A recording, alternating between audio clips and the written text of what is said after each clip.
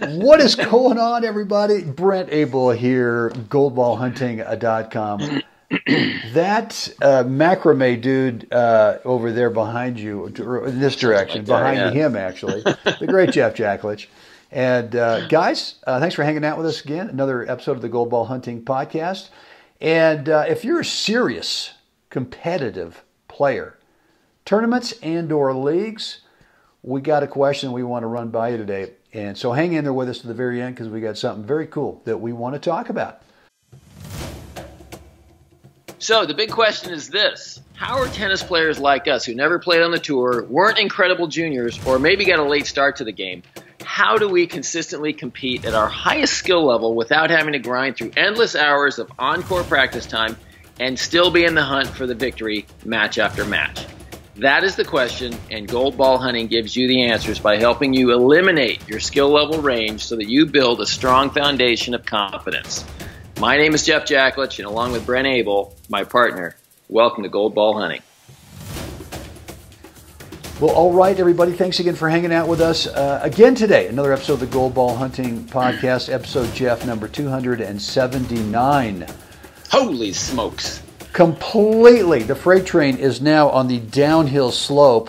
I think when they engineered this thing, they engineered it a little bit too steep because it is heading hard and fast towards 365. Who would have thought? Coming in hot. Coming in hot. That's right. And it's kind of like you were saying yesterday about the airplane. I don't have a fear of flying. I have a fear of not flying. Right. So it's coming in hot, man. Dude, what's going on today? Beautiful day up here in Napa. A little overcast, but not really overcast, just kind of marine layer. But back in the cabin today, where I started. Yeah, 279 days ago. 279 days ago. That's I was sitting a little bit over that way in the corner, but today I got a different setup, and it's nice. This is cool. I got a great view out South Napa. Cool. Beautiful. Good for you. Well, we're still here in Steamboat Springs, Colorado for another. Today is Saturday, the 19th of October. And we're here for a week, maybe 9 more days, something like that. Sorry to hear it. Yeah, well, and today's gorgeous. I mean, it's just, I had to close the curtains, or not the curtains, but the blinds because it's coming in. But it's 30 degrees at 9:10. And you got the blanket of snow on the ground? There's still some from yesterday. It actually warmed up quite a bit. Oh, yeah, there's still a lot of snow. But tonight, starting at 9 o'clock tonight, for maybe the next 4 days. Ooh, nice. It's going to be a lot of hiking with, oh, God. Yeah. It's going to be great. So anyway, we're looking forward to it. I know. It's kind of rough. Hunker down. You got to hunker down. You got to hunker down. Well, tomorrow, look, if you're a pro football fan, Mai and I are so excited about tomorrow because starting at 9 o'clock tonight, it's starting. And then all day tomorrow, it's just snowing like buckets. And so she's already got all the stuff ready for like Mai's veggie chili and the cornbread and, all the stuff. So I'm sure Can I get to Steamboat by 9 o'clock tonight? That's the goal, right? Well, if you can get in here before then, because everything else will be shut down then after that. Yeah. But yeah, I mean, we're going to hike early tomorrow morning just to do it, and then probably watch a few football games tomorrow. What the heck? Guys, listen, let's get into it. Jeff, what's on your mind today, man? What do you want to get into? And by the way, would you, before you come up with a topic, which I think is an awesome topic, but would you kind of tee this up? Who is today's episode really for? If you're an actual, let's put the label on it, a gold baller, you're actually out there playing the national tournaments. You're even not necessarily the category ones. If you're playing the Cat 2s, the Cat 3s, the age specific events.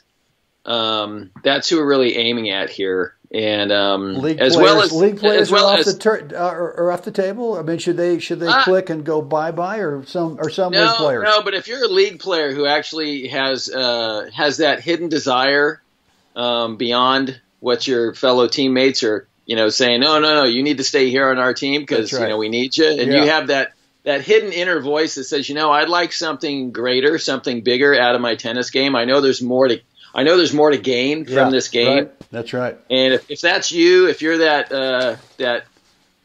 kind of sneaking around in the shadows and trying to figure out your way, this is for you too. Because as we've talked about before, tournaments offer a completely different environment, a completely different learning curve, and a completely different experience of friendships, camaraderie, learning, just the respect of the game. All of it is just it's this massive, beautiful package that tennis has to offer. And I think for me, my experience, having played league tennis, that it's only found at a tournament, at a tournament where you're out there swimming in the ocean. Well, look, you and I know all the ins and outs of tournaments. We know where to look for the schedule. We know how to enter. We know all the stuff.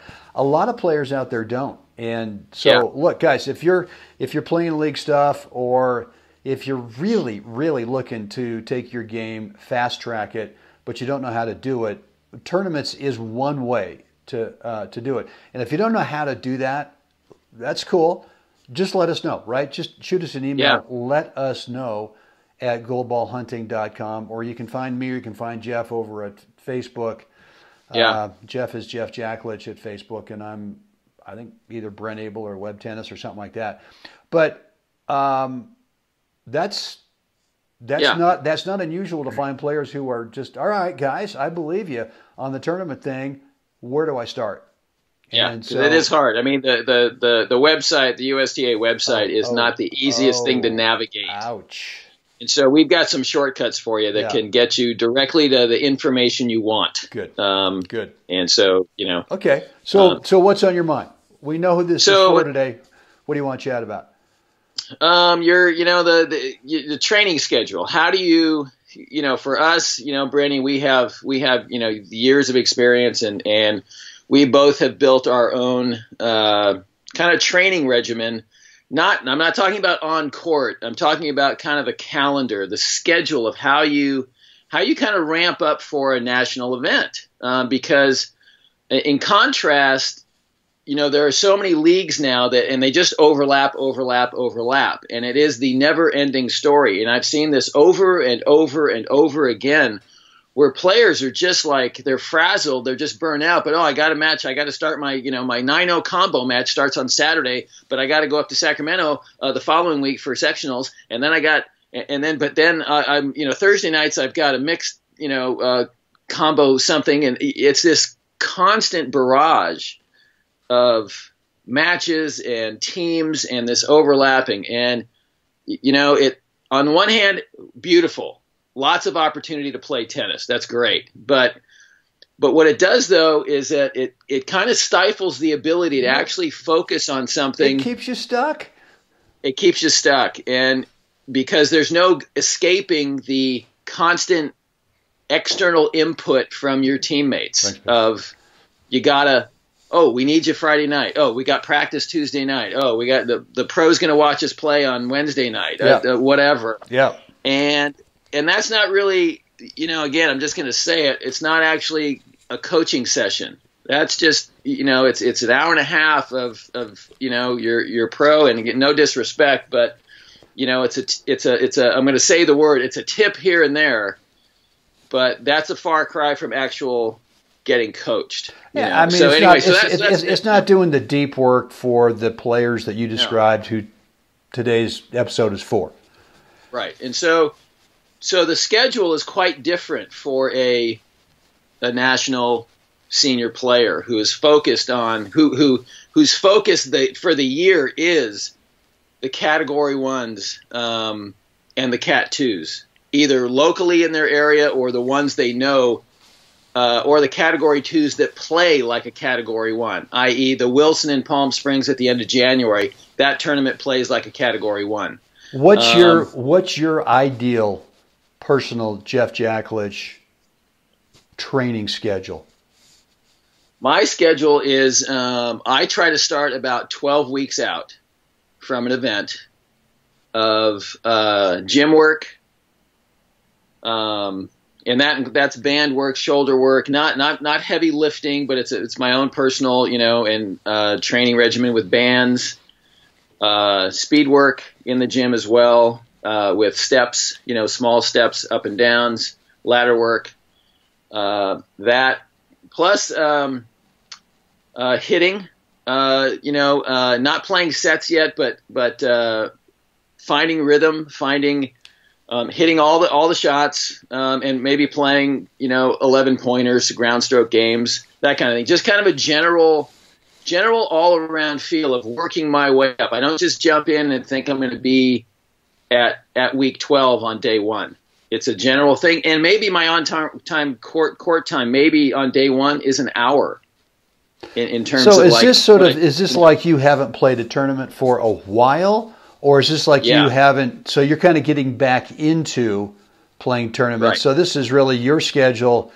If you've not played, let's say for a couple of years or maybe 18 months or something like that. So actually for me, this schedule is going to start in about a week and a half. All right. So this is based on November 1. Okay. So this is based on your reality of what you've been doing in the last, well, let's call it 2019. I mean, 2019, you did play. You played the Wilson. Played the Wilson in early January. Was that your last tournament?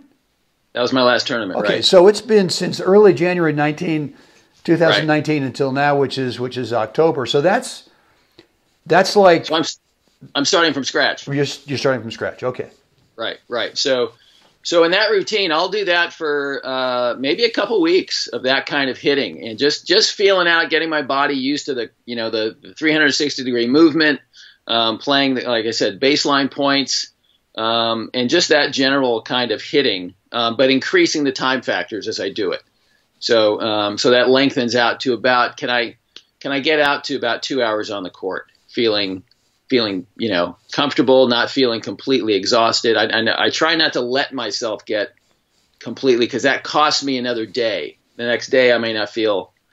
So recovery is pretty important, obviously, as we get older. Okay. Right. And so then I start focusing on, I'll play, maybe we get a good warm up in, maybe play 1 or 2 11 pointers, and then play one set.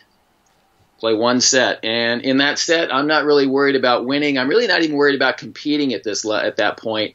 I'm really just kind of like point construction, kind of getting in my head, the reminding myself and reviewing my patterns and that kind of thing. So I may lose 6-0, and I just don't care. I'm just focused on how does the ball feel on the strings. And again, like I said, doing the pattern work and that, and I may do that then for another 2 weeks or so, 3 weeks. That's good, because I think a lot of players go out there, and if they're trying to ramp up from not having played, as you said, for almost 10 months, right, 9 months, it's and I used to do this. I used to make a huge mistake with this. I wanted to get back to the level right away. Right. And so I'd go out there and I'd work like a dog, and I'd be exhausted, and I'd be frustrated that I wasn't back there like within a couple of 2-3 days. And so, and it's tough. I mean, it's we all kind of want in this day and age, we all want those results as fast as possible. Yeah, we want it now. So you got to be able to do what you're describing, Jeff, which is to get into a training regimen where you can look at the big picture. You go, okay, well, I got a tournament that's 3 months out. That's my first tournament of the year or the season or whatever you want to call it. Right. But it's 3 months out, and I got to look at the reality of I may not get to my peak in terms of being ready until literally 2 weeks before. Literally. And you gotta trust that when you're 4 weeks before and still not there, it's okay. You're going to it's just going to happen. Right. So and because you want a crescendo. Yeah. At the event, you want to be doing this at the event. You want to be on the rise. You don't want to be flatlining. Having been exhausted from your training regimen. So that description is kind of the first 6 weeks. In that routine, and then I start to increase sets. Couple sets, And then I'm still working on patterns with a little bit more of a competitive edge.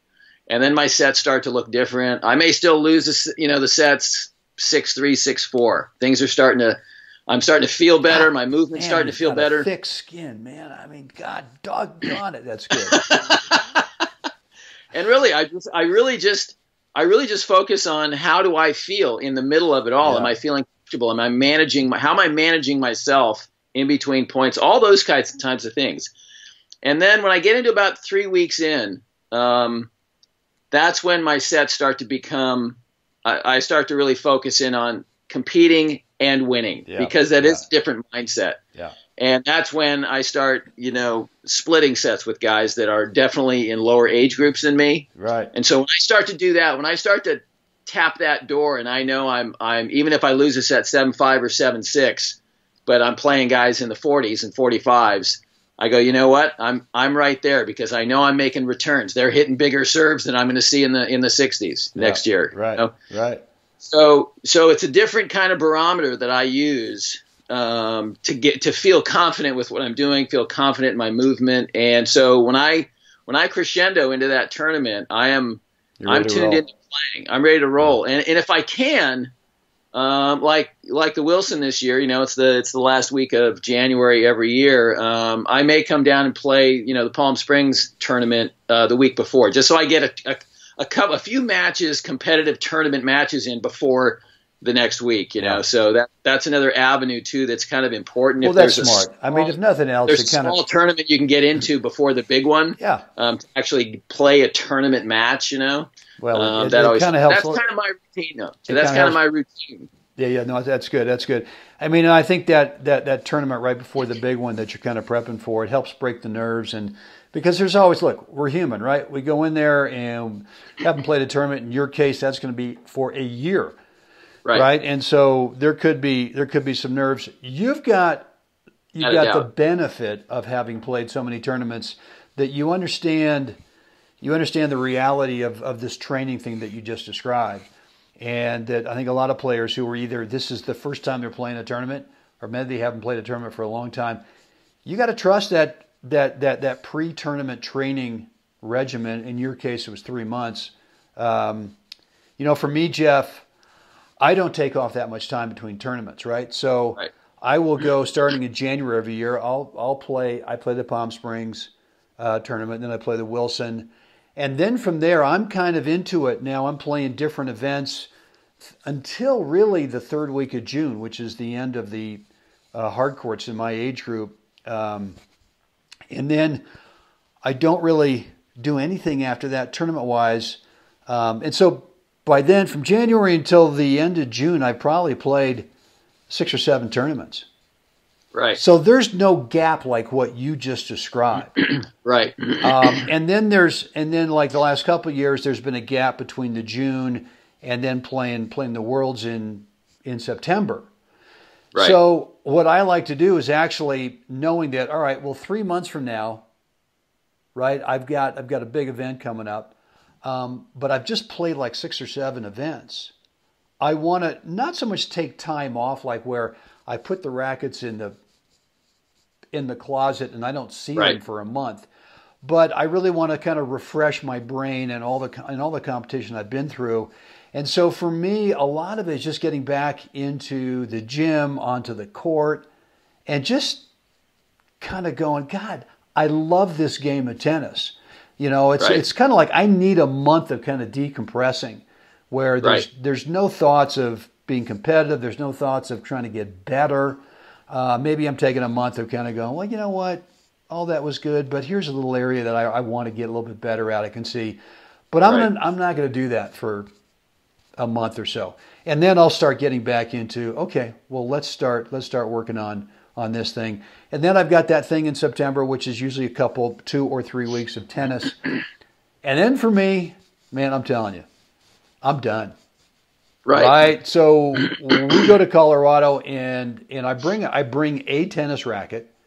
I don't bring the bag. I don't bring all the, what's in your bag. I just bring one racket. And I hit once or twice a week here in Steamboat with a guy, and we use the green dot ball here at the altitude. We don't play games. We don't play sets. All that I'm trying to do is just maintain some semblance of timing and seeing the ball. And it's actually kind of good because we play indoors and the lighting here at Steamboat is okay, but wow. Right. It is like, where is it? Oh, it's there. Okay. There it is. There it is. So when I get back to the desert, usually the first week of November, you know, I'm a little out of practice, but that's okay. That's okay. Now I've got November and December to really kind of start training and getting ready.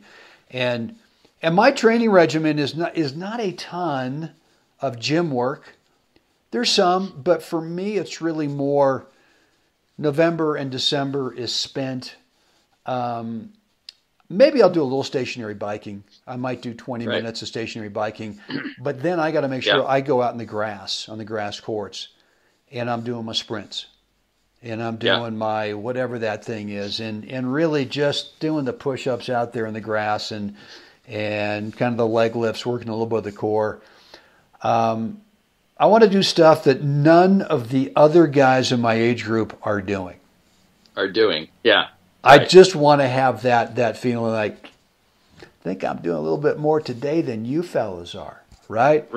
Right. And like I said earlier, recovery for me is huge. So I got to make sure that I do all the right stuff after I'm done for the day, which is, you know, all the stretching, all the rehydrating, all of the eating. All the stuff's got to be right because I want to go back out there tomorrow. Yeah. And I want to crush it tomorrow. I just want to do that tomorrow.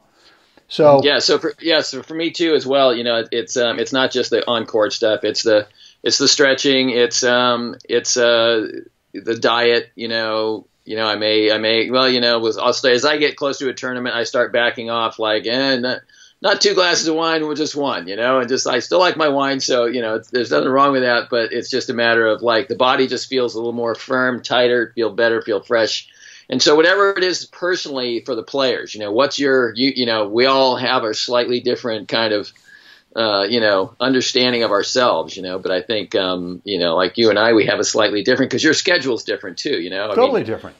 You know, last year I went out to, you know, this summer I was in Wesson, you know, at Wesson in Michigan, and I'll do it again next year. So, but I know this next year though, the 60s is a different schedule than the 55s. So I know I've got the Wilson at the end of January. When I come back from Michigan next year, I'm going to have. Well, wait a minute. Now, now you go the 1st of May, right? Right. So the 60 hard courts are in April.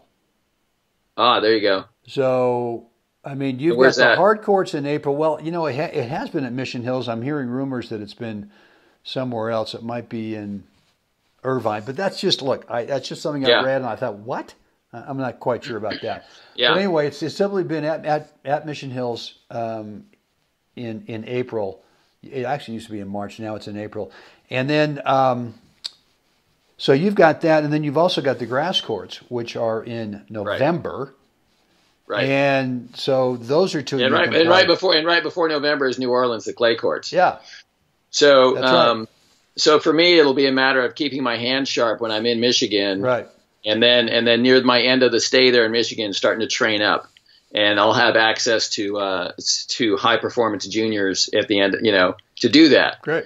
That's cool. And so it is a matter of finding your path, you know, but circling back to the original, it's just, you know, it offers a different mindset, playing events like this. Well, look, I think the mindset is that, and this is what helps me, is now I've got a hard date in the future.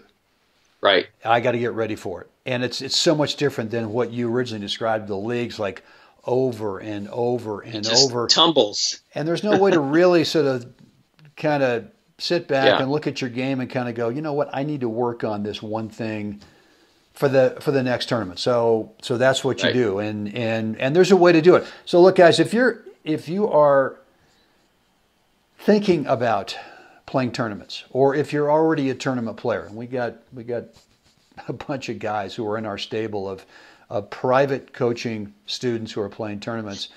and you want to chat about what is your upcoming event and maybe the best way for you to prepare for it, then just make sure that you get onto one of our free calls, right? I mean, we'll give you a 15-minute free coaching call. It's private. And let's talk about what would be a great way to kind of prep for that next tournament. If you're not already on our email list, go over to goldballhunting.com, put in your first name and email address. You'll get access to our online calendar scheduler where you can pick a date and time that works best for you for that call. If you're on our email list, then every email you get from us, there is a link that will take you to that scheduler. Right. Great topic today, Jeffrey. What do we want the fine folks to do right now? Like us, share us, please subscribe. Let us know what you think down below. iTunes, Stitcher, rate and review. Goldballhunting.com. Spread the word. Ooh, God. Oh, put it out there. Good. Guys, with that, thanks again for hanging out with us. Get out there today. I'm about to myself. And help some moose have a really great day. I hope not. I'm not sure how to take that, Brady. Yeah, well, whenever you hike up here in Mount Warner, you got your eyes peeled kind of from side to side. Kind of going, is this the day? Unexpected moose encounter. Okay. Yes. All right, guys, get out there again. Help someone else have a great day. Jeff, let's do this again tomorrow. Can't wait.